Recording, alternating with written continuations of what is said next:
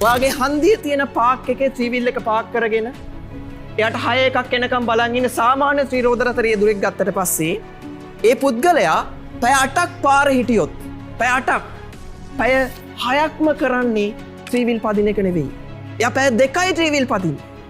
සක්‍රියව ඉන්නේ පැය 2යි. අක්‍රියව පැය 6ක් ඉන්නවා.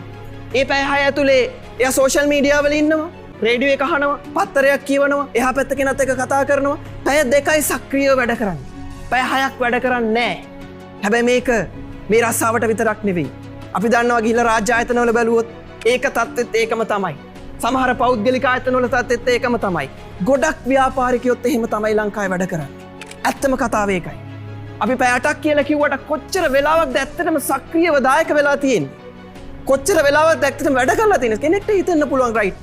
මට පැය 8ක් වැඩ කරන්න තියෙදි පැය 2ක් වැඩ කරන එක කොච්චර හොඳ දෙයක්. ඒක මට වාසියක්. මට කොහොමත් සැලරි එක ලැබෙනවා. හැබැයි එහෙම හිතන පුද්ගලයා දන්නේ නැහැ තමන්ට කොච්චර මානසික අවාසියක් මේ කාරණාව දෙනවද කියලා. ත්‍රිවිල් ඩ්‍රයිවර් කෙනෙක් ඇවිල්ලා පැය 8ක් වැඩ කරන්න තියෙනකොට පැය 2ක් විතරක් වැඩ කරලා නිකන් ඉන්නකොට ඉතුරු පැය 6 එයාගේ ඔළුවට දාගන්නවා එයාවත් නොදැනුවත් එක තෝට් එකක්. මොකද්ද තෝට් එක? පැය 8ක් වැඩ කරන්න තිබ්බට මට එච්චර වැඩ කරන්න බෑ. අන්න අන්කැචබල් තෝට් එකක් එයාගේ ඔළුවට එනවා. අපිට ඒක පේන්නේ නැහැ. අල්ලගන්න බෑ. ඒක ඔළුවට යනවා බෑ. රිසෝසස් මට නෑ එච්චර වැඩ කරන්න. මට ශක්තිය එච්චර නෑ වැඩ කරන්න. සාමාන්‍ය සේවකයෙක් ගත්තත් එහෙම තමයි.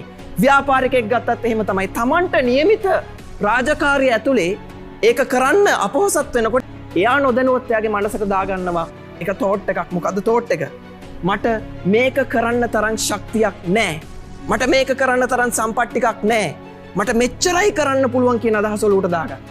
අපි ඔකට කියනවා ස්කාසිටි මයින්ඩ්සෙට් කියලා. හිඟ මනසක් ඇති වෙනවා. හිඟ මනසක්. ඒක ඍණ තත්වයක්.